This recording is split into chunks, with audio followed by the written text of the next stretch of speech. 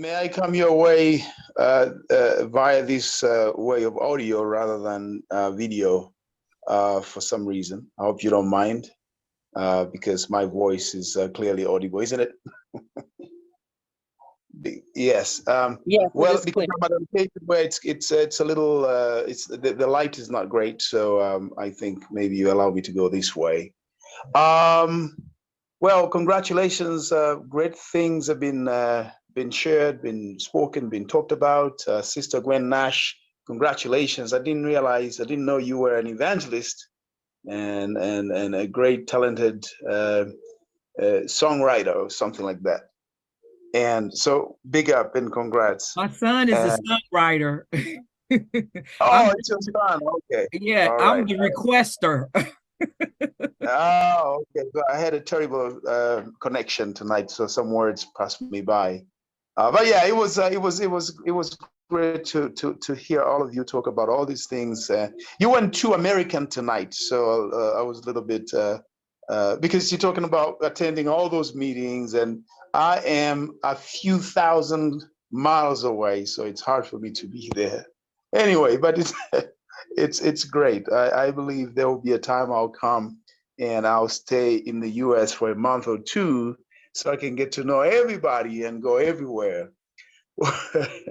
Well, I think tonight I just want morning because, oh, it's night here, but it's morning in America. I would like us to focus or to go back to the basics a little bit, and I'll share a very brief story. So in 2010, I was a part of a small community of us, and we were learning about how to grow ourselves and how to set goals. And at the time, someone introduced us to two American authors. One of them is called Jack Canfield, and another one is called Mark Victor Hansen. They've written a series called Chicken Soup for the Soul. You guys being there must probably know better than them than anyone else. But they also wrote some series of books on success, apart from just novels. But the novels were actually were figurative, or rather, they were still focusing on how people can, better their lives and do more or become more successful. They talked about an idea which I bought into right away. The idea, they called it the 101 idea. And the idea was you sit down and you write 101 things that you would like to accomplish in your lifetime. You sit down and you make a list of 101 things that you would like to achieve over the course of your life.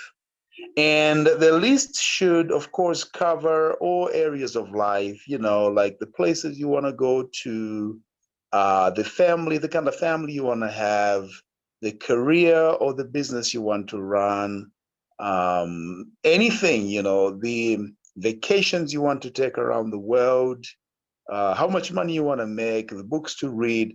They just encouraged us to run our minds freely and come up with 101 things to do. So I took up the challenge, 2010 that was, and I made a list of 101 things. So about 2 weeks ago, as I mentioned, I was in Zanzibar and I had some work to do. After I finished, I took some time off and I was reflecting about my life, and then I bumped into the list that I made in in 2010. So that's about 14 years ago, 13 years to be exact. And I was mesmerized to find out how some of the things were or have been achieved almost, accurately or to the T. And of course, how some of the things have not even started, you know. And it made me wonder to the power of the written goals that we can have, because then I was able to say, like, okay, my life has somehow somewhat been moving in the same direction. Now, this is not to mention that I've never taken a look at that list. I think the last time I did it was like 3 years ago. Yeah.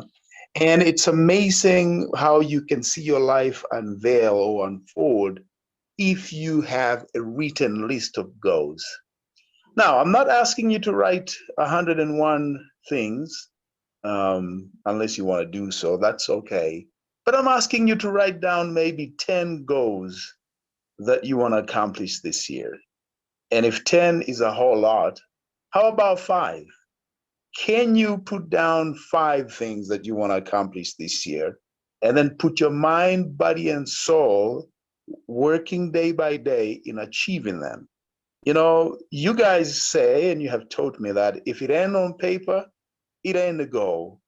And I captured that in 2010, and I've always written my goals annually. So, how was it last year? How is it going to be this year?